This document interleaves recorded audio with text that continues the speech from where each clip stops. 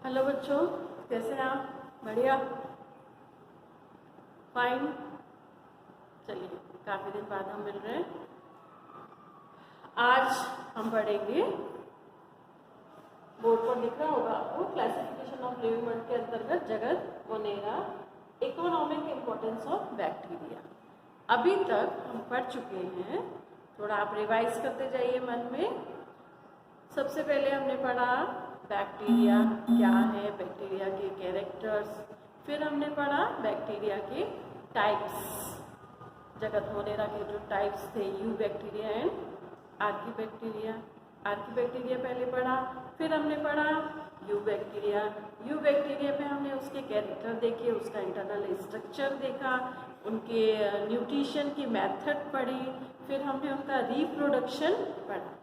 उनमें जो चलने के लिए जो अंग होते हैं, लोकोमोटिव ऑर्गन्स, वो देखिए वो किस तरह रहते हैं, उनका शेप कैसा होता है, ये सब अपन पढ़ चुके हैं।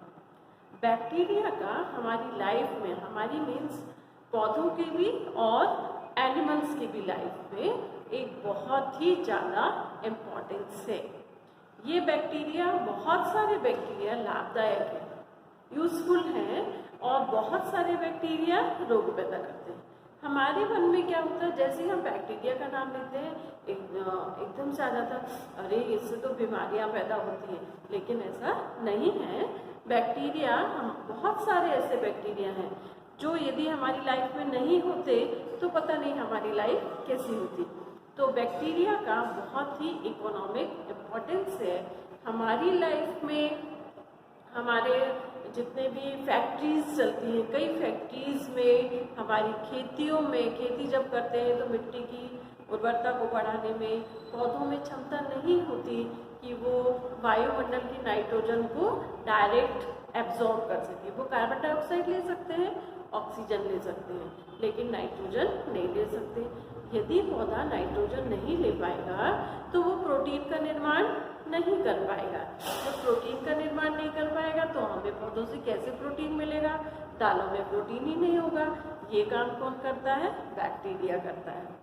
बहुत सारे ऐसे उद्योग हैं, बहुत सारे ऐसे उद्योग जो कि बैक्टीरिया के दम पर ही चलते हैं, जैसे कि डेयरी उद्योग। अब डेयरी उद्योग बोलने से केवल आप दूध के बारे में ना सोचें। डेयरी उद्योग के अंतर्गत milk and their products means दही, पनीर, छाछ, मठा, घी, ये सब उसके अंतर्गत आता है। मक्खन, श्रीखंड, ये सब आप खाते हैं, और चीज़, ये सब उसी के अंतर्गत आता है। ये सब भी बैक्टीरिया के कारण ही हमें मिलता है। पनीर के भी टाइप्स अलग अलग होते हैं कि किस बैक्टीरिया से उसको बनाया गया है। जिस बैक्टीरिया से बनाया जाएगा, कुछ फंजाई का भी उपयोग होता है, उस हिसाब से उसका टेस्ट और उसके अंदर के छेद होते हैं। चाय की पत्ती का उद्योग, तंबाकू का उद्योग, सभी बैक्टीरिया के दम पर ही चल रहे हैं। चमड़ा उद्योग, दवाई उद्योगों में एंटीबायोटिक्स, आपने नाम सुना होगा। जब भी हम डॉक्टर के पास बीमार होते हैं, डॉक्टर के पास जाते हैं, तो वो ये कहता है ये एंटीबायोटिक है। एंटीबायोटिक किससे बनती है? एंटीबायोटिक जीवाणुओं से बनती है। फिर बहुत सारे आपने सुना होगा, आपने कभी सुना कि नारियल के रेशे से रस्सी बनती है? सुना होगा, है ना। केले के रेशे से कपड़े बनते हैं। अब आप सोचोगे केले के रेशे, अच्छा आपने बान का नाम सुना है, सुतली का नाम सुना है, जूट का नाम सुना है। ये सब किससे मिलते हैं? ये सब पौधों से ही मिलते हैं। इसके बनाने में भी कौन सहयोग करता है? बैक्टीरिया। अपन अभी पढ़ेंगे किस तरह से। अब यदि जीव जंतु मर जाए, जंगल में बहुत सारे पौधे गिर जाते हैं, सड़ जाते हैं, बहुत सारे छोटे छोटे जीव जंतु मरते हैं, तो ये सब जब मरते हैं तो इनको हम अपने आसपास तो जीव जंतु होते हैं, उनको उठाकर लोग ले जाते हैं, उनको डिस्ट्रॉय कर देते हैं। लेकिन जंगलों में ऐसा कैसे होगा? जंगल में तो कोई जाता ही नहीं है। अब आप बोलेंगे कोई जंगली जानवर उनको खा लेगा, लेकिन पूरा नहीं खा पाएगा, उनको छोड़ देगा। बहुत छोटे छोटे जीव जंतु मरे हुए रहते हैं, तो उनको अपघटित करके जो भी कार्बन डाइऑक्साइड उनके अंदर कार्बन के रूप में है, जो जीव जंतु के निर्माण में जिन जिन चीज़ों का उपयोग हुआ है उनको अपघटित करके पुनः वायुमंडल में पहुंचाने का कार्य भी जीवाणु ही करते हैं। जितने भी चौपाए हैं उन चौपायों में सेल्यूलोज का पाचन, हमारे शरीर में सेल्यूलोज का पाचन कौन करता है? बैक्टीरिया। तो आपको पता चला होगा कि बैक्टीरिया हमारे लिए कितने ही लाभदायक है, उसी को हम डिटेल्स में भी पढ़ेंगे। बैक्टीरिया की इकोनॉमिक इम्पोर्टेंस ऑफ बैक्टीरिया में दो टाइप हैं इसके, एक तो लाभदायक भी हैं और हानिकारक भी हैं। हानिकारक है मतलब रोग उत्पन्न करते होंगे। रोग उत्पन्न किस में करते हैं? पौधों में भी, जंतुओं में भी और मनुष्यों में भी। तो पहले हम पढ़ते हैं लाभदायक, जो प्रॉफिट हमको देते हैं, जो लाभ देते हैं, उनके ऐसे जीवाणुओं के बारे में पढ़ेंगे। विभिन्न उद्योगों में किस तरह से ये हमारे काम में आते हैं, चलिए देखते हैं। देखिए लाभदायक, इकोनॉमिक इम्पोर्टेंस ऑफ बैक्टीरिया, लाभदायक जीवाणु और हानिकारक जीवाणु। तो पहले हम अभी पढ़ रहे हैं लाभदायक जीवाणु के बारे में। जीवाणु की सबसे पहले लाभदायक जीवाणु में है कृषि में भूमिका, खेती में क्या भूमिका है? तो उसमें सबसे पहला है नाइट्रोजन का स्थिरीकरण। जैसा कि मैंने अभी आपको बताया कि नाइट्रोजन का स्थिरीकरण कौन करता है? ये करते हैं राइजोबियम जीवाणु। राइजोबियम, ये नाम तो आप बहुत पहले से पढ़ रहे होंगे। इसके अलावा एजेटोबैक्टर, ऐसे और भी जीवाणु हैं जो वायुमंडल की नाइट्रोजन को कन्वर्ट कर देते हैं उसके यौगिक में, और ये यौगिक स्थायी होता है। नाइट्रोजन अस्थायी है जबकि यौगिक कैसा होता है? स्थायी। और ये स्थायी होकर किसमें चला जाता है? मिट्टी में, और मिट्टी से किसके द्वारा ले लिया जाता है? पौधे द्वारा ले लिया जाता है। तो राइजोबियम कुल के जीवाणु और एजेटोबैक्टर, इसके अलावा अन्य जीवाणु भी वायुमंडल की स्वतंत्र नाइट्रोजन को उसके यौगिक में बदलते हैं, जैसे कि नाइट्रोजन के ऑक्साइड्स, नाइट्रस ऑक्साइड, नाइट्रोजन पर ऑक्साइड, और फिर नाइट्रिक अम्ल, फिर उनके नाइट्रेट्स, इन सब में चेंज करते हैं। चेंज करने के बाद ये मिट्टी में चले जाते हैं, जड़ों में चले जाते हैं और वहाँ से पौधों में चले जाते हैं, जिससे पौधे क्या बना पाते हैं? प्रोटीन बना पाते हैं। तो जितनी भी दलहनी फसलें होती हैं जिनमें प्रोटीन पाया जाता है, दलहनी फसल मतलब दालें, जैसे आप सब दालें खाते हैं, मूंग, अरहर, चना, फिर इसके अलावा मूंगफली है, राजमा है, सोयाबीन है, मेथी है, इन सभी की जड़ों में ये पाए जाते हैं। अब किसान क्या करता है? जब इन फसलों को उखाड़ता है, अलग करता है, पक जाती है, तो जड़ों को जमीन में ही छोड़ देता है। अब जड़ों में कौन रहते हैं? राइजोबियम जीवाणु। ये उस समय भी जब पौधा नहीं लगा हुआ, खेत खाली है, लेकिन जड़ें कहाँ है? जमीन में, तो वहां पर भी ये क्या करते रहते हैं? नाइट्रोजन को उसके यौगिक में बदलकर मिट्टी में डालते रहते हैं, जिससे नाइट्रोजन जो स्वतंत्र थी वो स्वतंत्र नाइट्रोजन स्थिर हो जाती है। इसीलिए इसे कहा जाता है नाइट्रोजन स्थिरीकरण। ठीक, अब मृदा की उर्वरता। पहले मृदा यानी मिट्टी, उर्वरता यानी उसकी उर्वर क्षमता को बढ़ाना। उर्वर क्षमता यानी पैदा करने की क्षमता। अब मिट्टी क्या पैदा करती है? फसलें। तो मिट्टी की उर्वर क्षमता को बढ़ाने के लिए उसमें बैक्टीरिया क्या करते हैं? वहाँ पर जो सड़े गले खाद्य पदार्थ है, सड़े गले जीव जंतु हैं, पत्ते हैं, उनका अपघटन करते हैं और जो अमोनिया गैस निकलती है उस अमोनिया गैस को नाइट्रोजन के यौगिक में बदल देते हैं। नाइट्रोजन के यौगिक में बदलकर उनको दे देते हैं मिट्टी में, और मिट्टी के द्वारा फिर पौधों द्वारा अवशोषित कर लिए जाते हैं। इस काम को कौन से जीवाणु करते हैं? उन्हें कहते हैं नाइट्रोबैक्टर। उन्हें कहते हैं हम नाइट्रोबैक्टर जीवाणु। ये अमोनिया को नाइट्रोजन के यौगिक में बदलते हैं। दोनों में डिफरेंस समझ में आ गया आपको? ये नाइट्रोजन का स्थिरीकरण मतलब स्वतंत्र नाइट्रोजन जो वायुमंडल में है उसको उसके यौगिकों में बदलना, मृदा की उर्वरता में नाइट्रोबैक्टर जीवाणु, वायुमंडल की अमोनिया और आसपास जो सड़े गले पत्ते पड़े हुए हैं, जीव जंतु सड़ गए हैं, उनसे निकलने वाली अमोनिया को नाइट्रोजन के यौगिक में बदलते हैं, मिट्टी को दे देते हैं नाइट्रेट के रूप में और मिट्टी की उर्वरक क्षमता उससे बढ़ जाती है। आपने सुना होगा कि मिट्टी की उर्वरक क्षमता बढ़ाने में बहुत अधिक योगदान होता है कुछ NPK, N यानी नाइट्रोजन, P यानी फास्फोरस, K यानी पोटेशियम। ये अति महत्वपूर्ण तत्व है मिट्टी की उर्वरक क्षमता को बढ़ाने में। तो एक को बढ़ाने के लिए कौन योगदान देता है? नाइट्रोबैक्टर बैक्टीरिया और राइजोबियम एजिटोबैक्टर बैक्टीरिया। अब आते हैं अपन नेक्स्ट में। नेक्स्ट क्या है? विभिन्न उद्योगों में। तो जितने भी जीवाणु हैं ये विभिन्न उद्योगों में किस प्रकार अपना योगदान देते हैं। सबसे पहला है डेयरी उद्योग। ये मुझे ऐसा लगता है कि संसार का सबसे बड़ा ऐसा उद्योग है जिसको हम डेली यूज करते हैं, मतलब बिल्कुल जरूरत, इतने एसेंशियल है। अभी लॉकडाउन चल रहा है, इसमें भी आप देखिए डेयरियों को खुले रहने की इजाजत है। आप इसी से समझ सकते हैं कि ये कितना इम्पोर्टेंट है। तो डेयरी उद्योग में जीवाणुओं का बहुत बड़ा योगदान है। दूध में, डेयरी उद्योग से सीधे अपना ध्यान जाता है दूध में।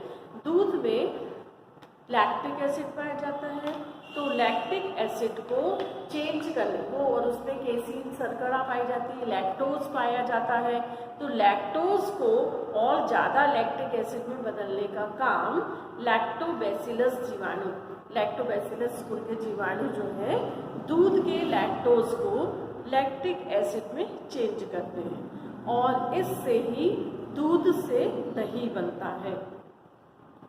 दूध से दही बनता है और उससे फिर अदर प्रोडक्ट्स जैसे पनीर, फिर मक्खन, दही से ही मक्खन बनेगा, दूध को फाड़कर पनीर बनेगा, फिर मक्खन से घी भी बनता है, दही से श्रीखंड भी बनता है, योगर्ट ये मिलता है जो बिना पानी का दही होता है। और ये जो है बैक्टीरियम लैक्टिसाइड एसिडाई, बैक्टीरियम लैक्टिसाइड एसिडाई नामक जीवाणु द्वारा ये कार्य संपन्न होता है। इसमें क्या किया जाता है? दूध के लैक्टोज को लैक्टिक एसिड में बदल दिया जाता है जो ज़्यादा फायदेमंद है दूध की बजाय, उसमें प्रोटीन की मात्रा ज़्यादा बढ़ जाती है।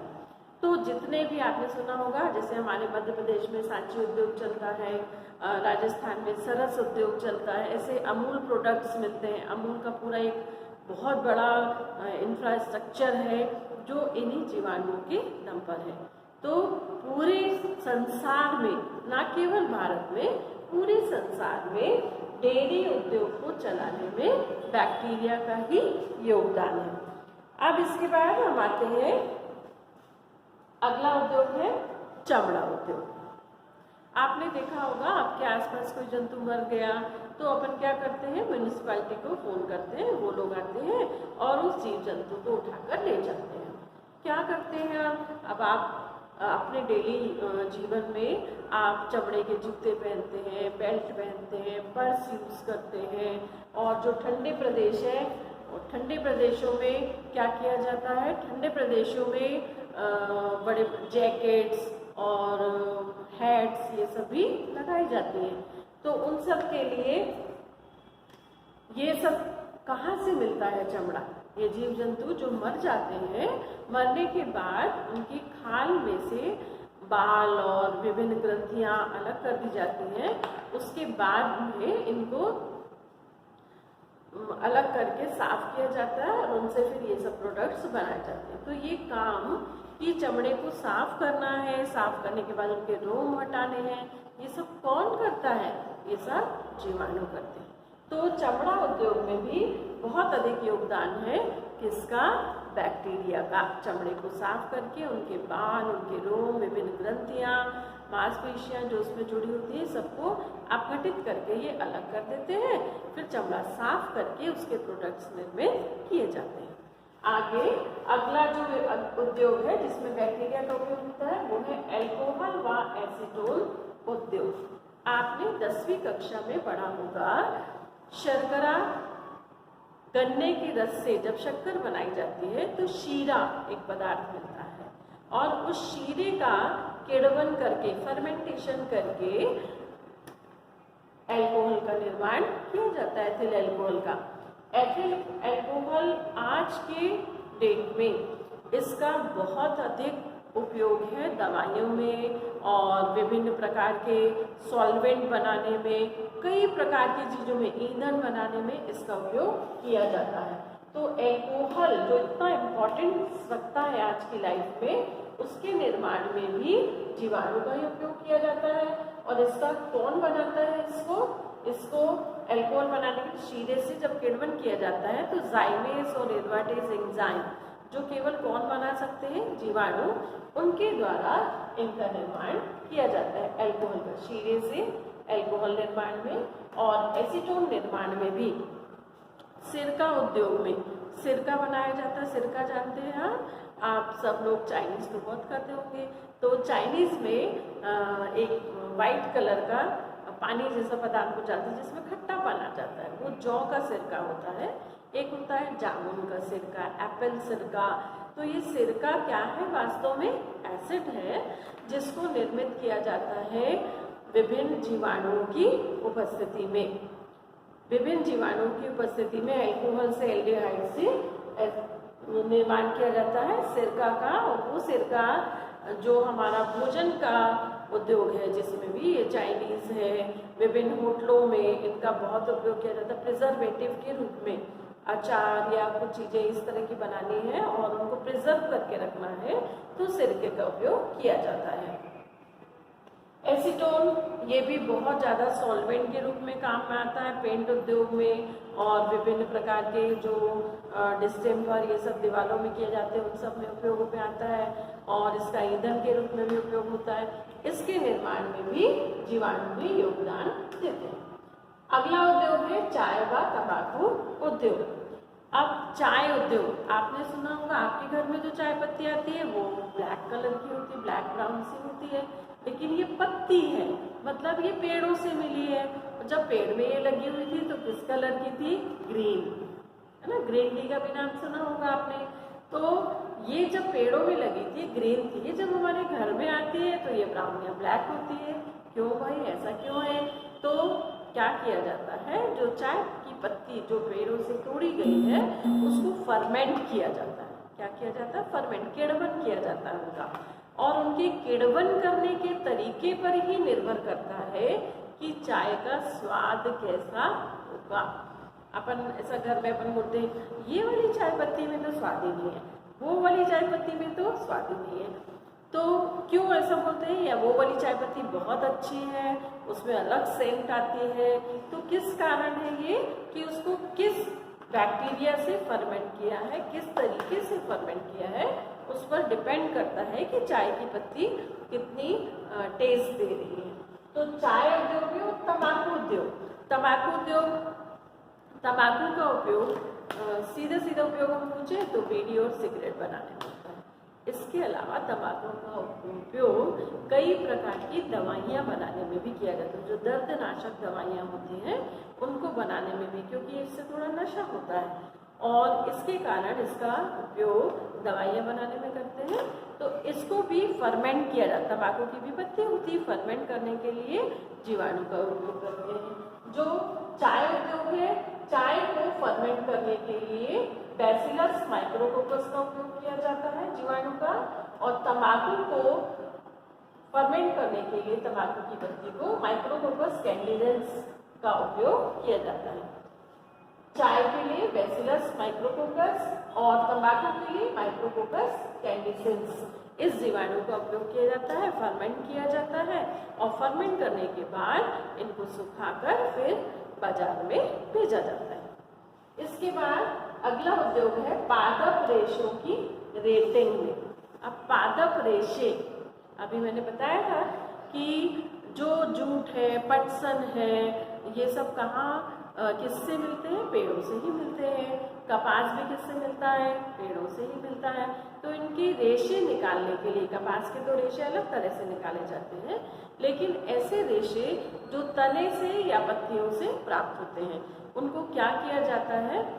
कुछ तो एक बान एक प्रकार की, अभी आप लोग देख पाते हैं उसको कि नहीं पता नहीं, लेकिन बान भी एक प्रकार का रस्सी होती थी, घास से बनती थी। तो उसे क्या किया जाता है? ऐसे पेड़ पौधे जिनसे रेशे प्राप्त करने हैं, उनको बड़े बड़े टैंकों में या गांव में पहले के समय में तालाब में डुबो दिया जाता था। तालाब में डुबोने के बाद जब वो सड़ जाते, 2-3 दिन पड़े रहने दिया जाता है, और जब वो सड़ जाते हैं तो उनको कूट कर उनमें से जो उसके सॉलिड पार्ट्स हैं वो अलग हो जाते हैं, रेशे अलग हो जाते हैं, फिर उनको अलग प्रोसेस में डाल के उनसे रेशे बना लिए जाते हैं। केले के तने से जो रेशा प्राप्त होता है उससे कपड़े भी बनते हैं। नारियल के रेशे से तो आपको पता है रस्सी बनती है, और कई प्रकार के हमारे जो कुशन्स होते हैं उनको बनाने के काम में आते हैं, विभिन्न कामों में आते हैं। इसके अलावा जो रेशे हैं वो जूट, पटसन, इन सब के पौधों के तनों से भी मिलते हैं, और उनको इसी प्रोसेस से रेशा बनाकर फिर उससे धागा या रस्सी बनाई जाती है। पहले बान एक रस्सी ऐसी होती थी जो गढ़ती नहीं थी, उससे खाट वगैरह बनाई जाती थी, आज प्रचलन में नहीं है। आगे अगला उद्योग है औषधियों का निर्माण। औषधियों के निर्माण में किस तरह से जीवाणु फायदेमंद हैं? औषधि, आज फिर मैं कहूँगी कि आज के टाइम में जब पूरा लॉकडाउन होता है तो भी डेयरी और दवाई इसकी दुकानों को खुला छोड़ा जाता है। मतलब ये लाइफ के लिए बहुत ही एसेंशियल चीज़ें हैं, और उनमें ही जीवाणु अपना योगदान देते हैं। मतलब ये हमारे लाइफ में बहुत इम्पोर्टेंस रखते हैं। और औषधियों के निर्माण में पहला है विटामिन के निर्माण में। आपको आश्चर्य होगा कि कुछ विटामिन ऐसे हैं जो ना सब्जियों में ना फलों में पाए जाते हैं। मतलब जो वेजिटेरियन है उनको वो विटामिन मिलेंगे ही नहीं, तो उन विटामिन की कमी हो जाएगी वेजिटेरियन में।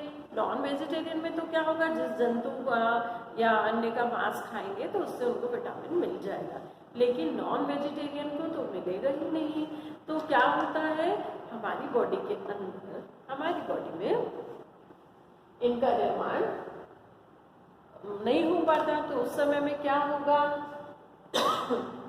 विटामिन का निर्माण जो है ये विटामिन बाहर से देने पड़ेंगे। कभी लंबी बीमारी हो गई, अच्छे से खा पी नहीं पा रहे हैं, तो उस स्थिति में भी विटामिन हमारी बॉडी में नहीं पहुंच पा रहे हैं। उस समय दवाई के रूप में, कैप्सूल या टैबलेट के रूप में हमें सिरप के रूप में दिए जाते हैं। तो बनाते कैसे हैं, उद्योग है इसका पूरा। विटामिन बी के जितने भी कॉम्प्लेक्स है, कॉम्प्लेक्स में vitamin B1, B2, B6, B12, ये सब हमारी बॉडी में यदि नहीं पहुंच पा रहे हैं तो बी कॉम्प्लेक्स के रूप में दिए जाते हैं। राइबोफ्लेविन जो विटामिन B2 है, इसका निर्माण उद्योग के रूप में किया जाता है, दवाइयों के रूप में किया जाता है।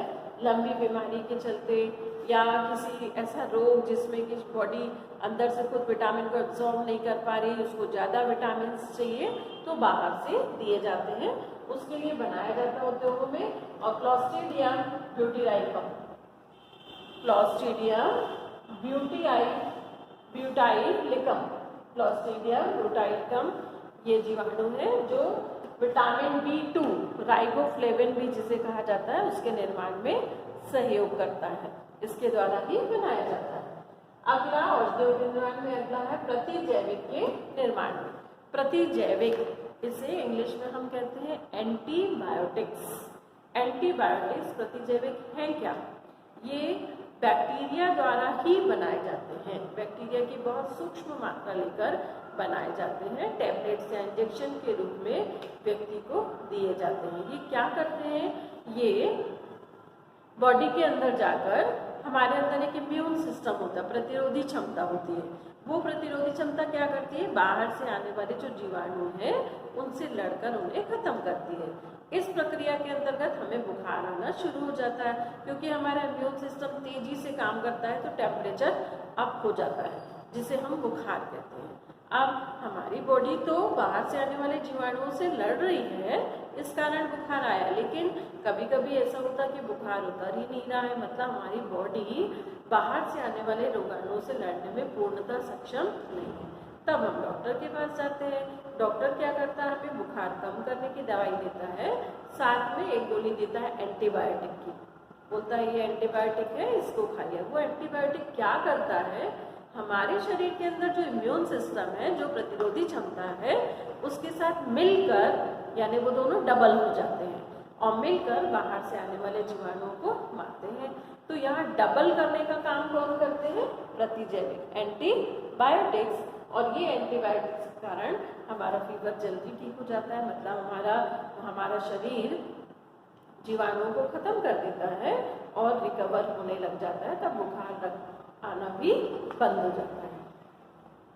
तो ऐसे प्रतिजैविक का निर्माण किनके द्वारा किया जाता है, स्ट्रेप्टोमाइसियस कुल के, स्ट्रेप्टोमाइसियस कुल के जीवाणु।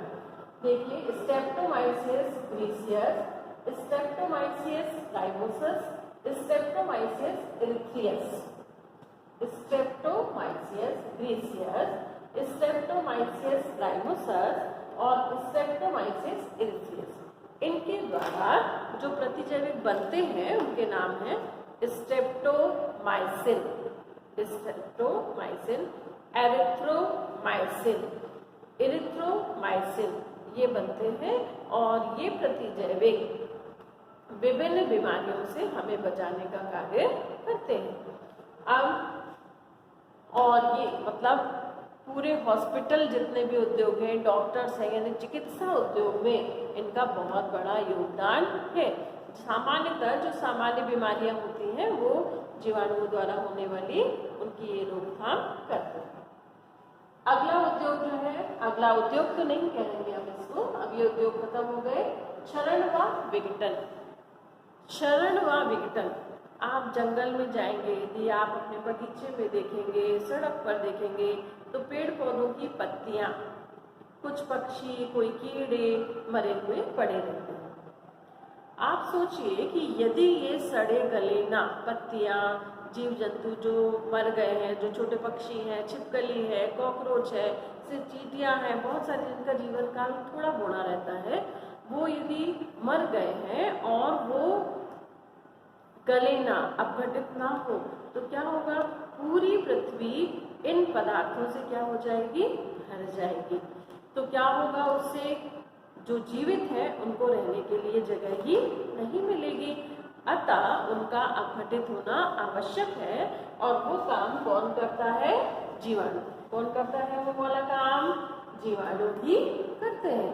तो जितने भी सड़ी गली पत्तियां जो जमीन में गिर गई हैं, बगीचों में, वन में, उनको सड़ा गला कर ह्यूमस का निर्माण करते हैं जीवाणु। ह्यूमस का निर्माण पत्तियों, पौधों के अवशेष, कीड़ों के अवशेष, इन सबको अपघटित करते हैं। इसमें से कुछ वायु निकलकर वायुमंडल में चली जाती है और वो वायुमंडल, अमोनिया, ये सब पदार्थ होते हैं जो बाहर निकल जाते हैं। बाकी जो पदार्थ बचते हैं वो मिट्टी में ही मिलकर उसमें खाद बना देते हैं। खाद बन जाने से क्या होता है, वो खाद जो बनी है वो खाद पेड़ पौधों की क्षमता, मिट्टी की क्षमता को बढ़ाती है। तो अपघटन बहुत ही आवश्यक चीज है हमारी पृथ्वी के लिए, हमारे जीवन के लिए, जीवित लोगों के लिए, जो कौन करते हैं, जीवाणु। तो जितने भी पदार्थ हैं जो जीवित अवशेष हैं, जीवित अवशेष, आपने देखा होगा कि कहीं कहीं कोई कॉकरोच मर गया या कोई चिड़िया मर गई या छिपकली मर गई, तो कुछ समय बाद यदि आप लगातार देखते जाएं तो वहां पर आपको केवल थोड़ी थोड़ी मिट्टी पड़ी हुई दिखाई देगी। उसको पूरा का पूरा अपघटित किसने कर दिया, जीवाणु। उसके बाद है अगला जो इम्पोर्टेंस है, इकोनॉमिक इम्पोर्टेंस जीवाणुओं का, वो है जंतुओं और मनुष्यों की पाचन क्रिया में। हमारे शरीर में ऐसे एंजाइम्स हैं जो प्रोटीन, विटामिन, कार्बोहाइड्रेट, ये सब का तो पाचन कर देते हैं, अवशोषण भी हो जाता है, लेकिन कुछ पदार्थ ऐसे हैं जिनका पाचन हमारा शरीर नहीं कर पाता, जैसे सेल्यूलोज। ये सेल्यूलोज जो हम जितने भी सलाद खाते हैं जब, तो कच्चे रूप में हमारे अंदर चला जाता है। फल खाते हैं कच्चे रूप में अंदर जाता है, और उसके पचाने के लिए कोई एंजाइम हमारे शरीर में नहीं है, तो उसको पचाने का काम कौन करते हैं? जीवाणु। ई कोलाई नामक, कौन सा जीवाणु? ई कोलाई नामक जीवाणु हमारी बड़ी आंत में पाया जाता है।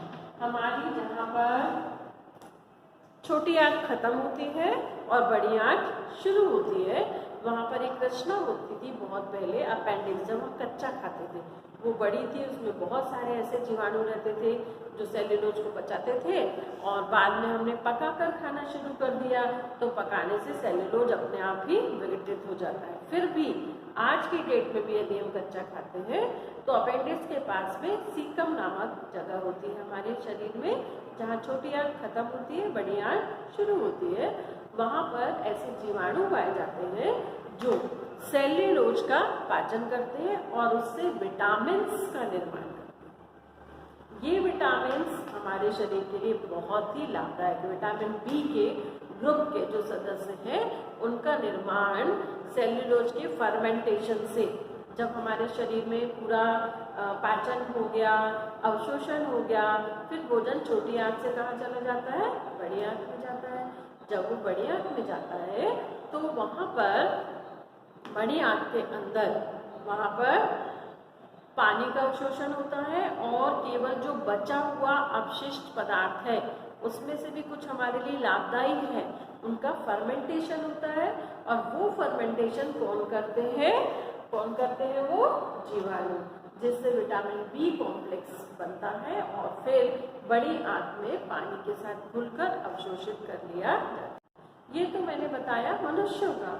अब जंतु, जो पूरा ऐसे शाकाहारी जंतु जो पूरा का पूरा कच्चा चीजें का, उनको पकाकर कुछ नहीं देते, वो घास, भूसा, खली, चुनी ये सब खाते हैं, तो उसमें तो सेल्यूलोज बहुत ज़्यादा मात्रा में होता है।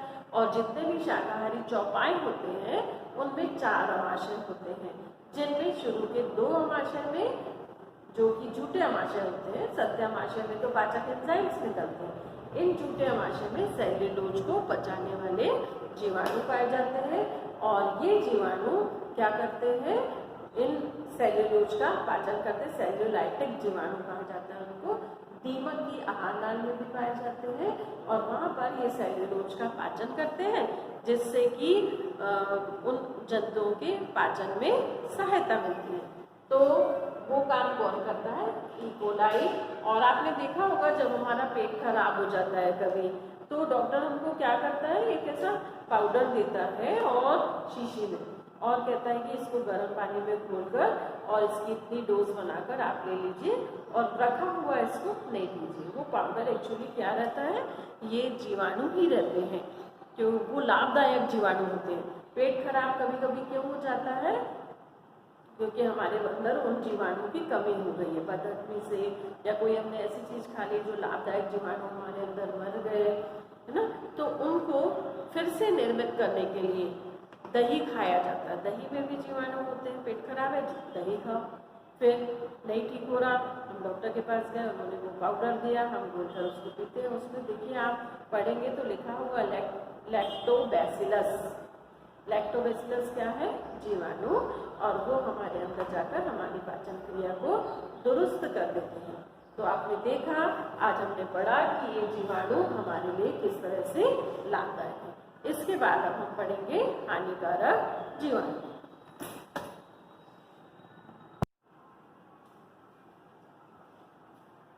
अब देखिए जीवाणु के हानिकारक प्रभाव।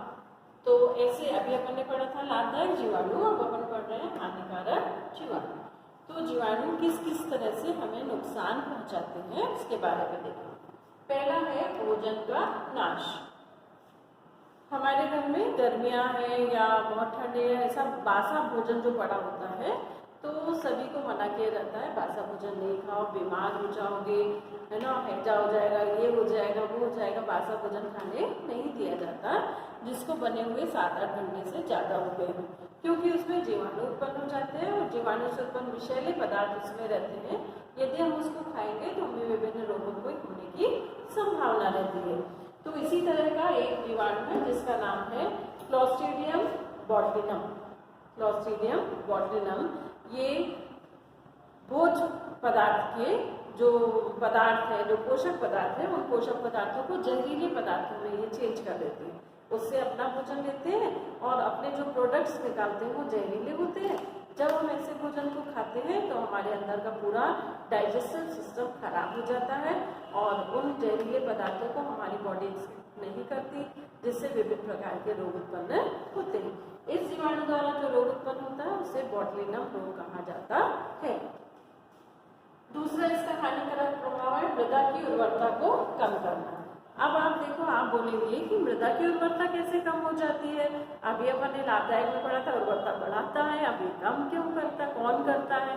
तो ऐसे कई जीवाणु होते हैं जो डीनाइट्रिफिकेंस होते हैं। डीनाइट्रिफिकेंस मतलब जो मिट्टी में उपस्थित नाइट्रोजन के यौगिकों को तोड़कर नाइट्रोजन में बदल देते हैं।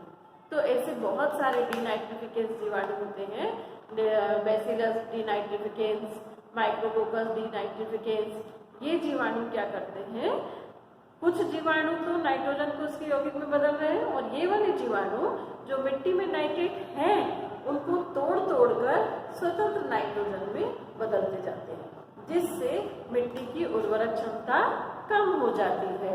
ऐसे जीवाणु हमारे लिए नुकसानदायक है, डीनाइट्रिफिकेंस जीवाणु को कहा जाता है। फिर अगला जो हमारे लिए हानिकारक प्रभाव है वो है जल प्रदूषण।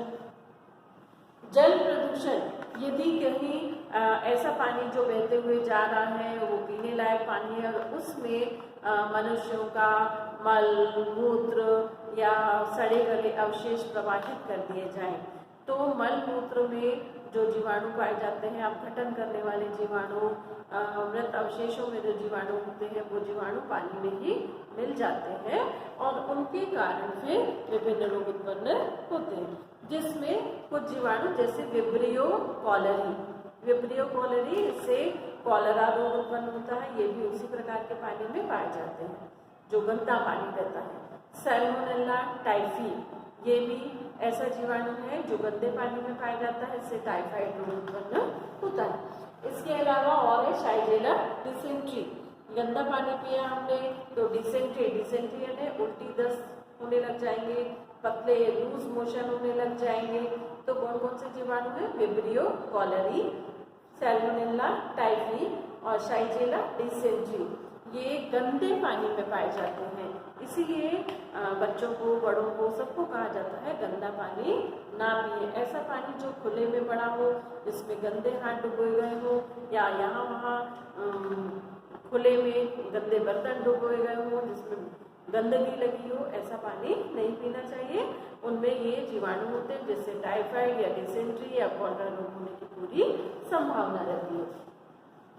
फिर ये क्या करता है? कपास का नाश करता है। देखो, रेशे के निर्माण में तो काम में आता है।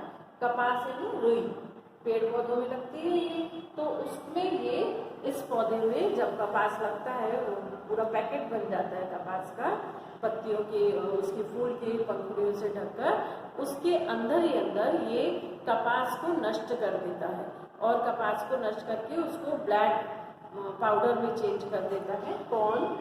स्पाइरोगेट साइटोफेज। इस जीवाणु का नाम क्या है? स्पाइरोगेट साइटोफेज, जो कपास को पूरी तरह से नष्ट कर देता है, जिससे किसान को बहुत अधिक नुकसान होता है। अगला जो इसका हानिकारक प्रभाव है वो है रोगकारक जीवाणु। ये रोग पौधों में भी उत्पन्न होता है, जंतुओं में भी उत्पन्न करता है और मनुष्यों में भी उत्पन्न करता है। यहाँ पर हम तीनों के कुछ रोगों के बारे में पढ़ेंगे कि वो रोग और उनको उत्पन्न करने वाले जीवाणु कौन कौन से हैं। तो पौधों में जो पहला रोग है चावल की अंगमाली, यानी चावल की जो पत्तियां हैं, जड़ हैं, जो उसमें तना जिसमें फ्लावर्स निकलते हैं, उन सबको ये नष्ट कर देता है। सिकुड़ जाते हैं, नष्ट हो जाते हैं और उनसे उत्पादन नहीं मिलता। कौन सा जीवाणु है? उसका नाम है जैंथोमोनास ओराइजी। चावल को इंग्लिश में अपन क्या बोलते हैं? राइस, है ना? उससे अपन को याद रखने में आसानी होगी। ओराइजी, जैंथो कोराइजी, राइस से राइजी, जैंथोमोनास कोराइजी चावल में अंगमारी रोग उत्पन्न करता है। अब यहाँ देखो नींबू का कैंकर, नींबू की पत्तियों में ऐसे जाले जाले से बन जाते हैं, लाइनें लाइनें सी सफेद सफेद दिखाई देती हैं और पत्तियां सिकुड़ जाती हैं, फल उत्पन्न नहीं होते। किस जीवाणु द्वारा? जैंथोमोनास सिट्राई द्वारा, जैंथोमोनास सिट्राई। अब देखो इसको कैसे याद रखना है, नींबू किस कुल का पौधा है? सिट्रस कुल का। कौन से कुल का? सिट्रस कुल का। और उसी से हमको नाम याद रखना है सिट्राई, जैंथोमोनास सिट्राई। नींबू का कैंकर रोग किससे उत्पन्न होता है? जैंथोमोनास सिट्राई से।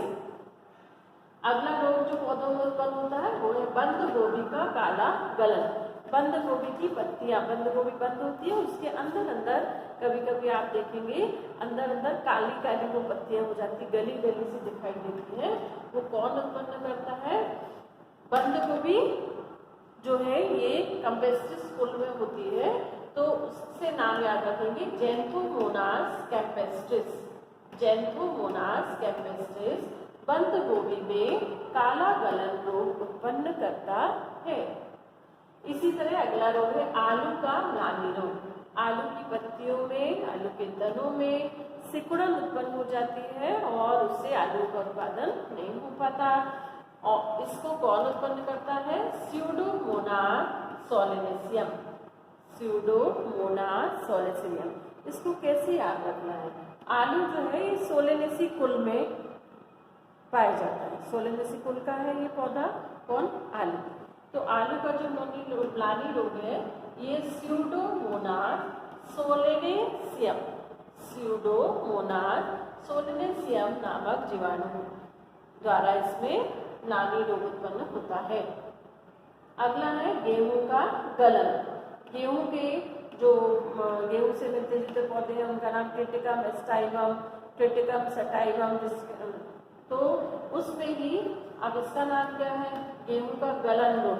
गेहूं की पत्तियां गल जाती हैं, जड़ें गल जाती हैं। कोरिनोबैक्टीरियम ट्रिटिसाइड, कोरिनोबैक्टीरियम ट्रिटिसाइड, ट्रिटिकम सटाइवम, ट्रिटिकम सटाइवा ऐसे नाम होते हैं इसके, इस कुल के पौधों के। तो उसमें हमें याद रखने का तरीका कोरिनोबैक्टीरियम ट्रिटिसाइड, ट्रिटिसाइड, कोरिनोबैक्टीरियम ट्रिटिसाइड गेहूं में गलन रोग उत्पन्न करता है। ये तो कुछ हो गए पौधों में होने वाले रोग और उनके जीवाणु। इसके बाद हम पढ़ रहे हैं मनुष्यों में होने वाले रोग। तो मनुष्यों में जो सबसे कॉमन रोग है हैजा, जिसमें उल्टी होती है, दस्त होते हैं और शरीर का पूरा पानी निकल जाता है। और आज की स्थिति में भी कई लोग ध्यान न देने के कारण इससे मृत्यु हो जाती है। कॉलरा, हैजा को इंग्लिश में बोला जाता है कॉलरा, और इसको उत्पन्न करने वाले जीवाणु का नाम है विब्रियो कॉलरी। क्या नाम है? Vibrio cholerae. विब्रियो यानी कॉमा आकार का जीवाणु है और कॉलरा रोग उत्पन्न करता है, इसीलिए कॉलरी। तो विब्रियो कॉलरी मनुष्यों में हैजा या कॉलरा रोग उत्पन्न करता है। मनुष्य का अगला रोग जो खतरनाक रोग है निमोनिया। निमोनिया रोग उत्पन्न करने वाला जीवाणु है डिप्लोकोकस न्यूमोनी। डिप्लो यानी दो, कोकस यानी गोल वाले जीवाणु दो एक साथ रहते हैं और कौन सा रोग उत्पन्न करते हैं? न्यूमोनी रोग।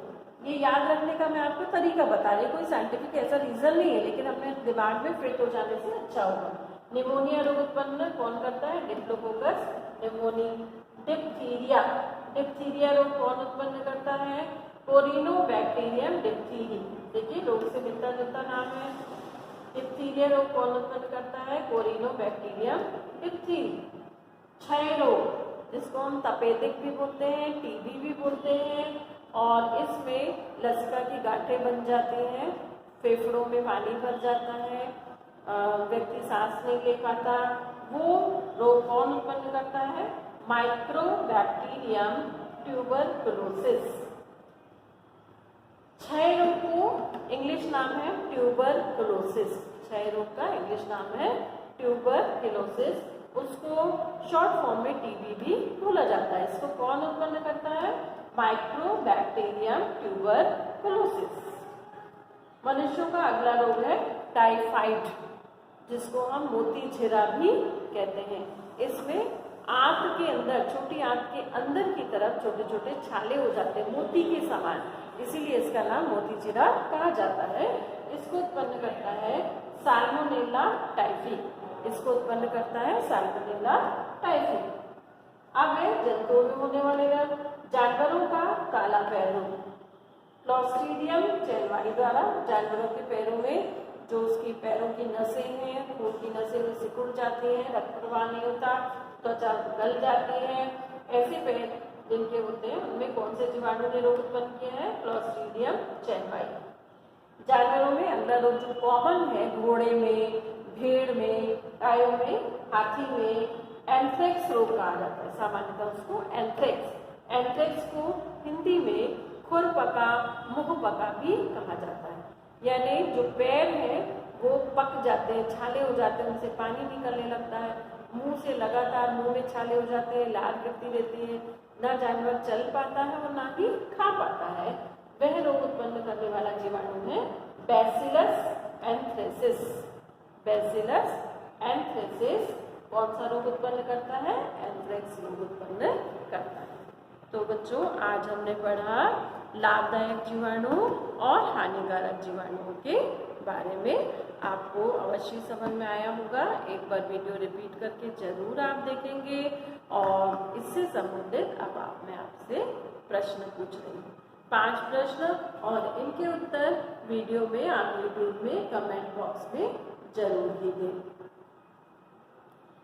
तो सबसे पहला मेरा प्रश्न है वो ये है कि डेयरी उद्योग में कौन सा जीवाणु,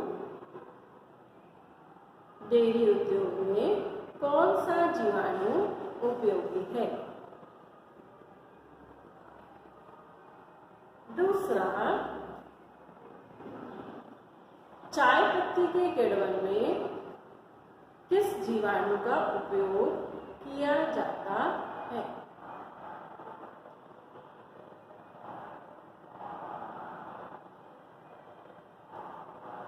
विटामिन B2 का निर्माण किस जीवाणु द्वारा किया जाता है? तीसरा प्रश्न हो गया, विटामिन B2 का निर्माण किस जीवाणु द्वारा किया जाता है? मेरा चौथा प्रश्न है, कॉलेरा रोग किस जीवाणु द्वारा उत्पन्न किया जाता है?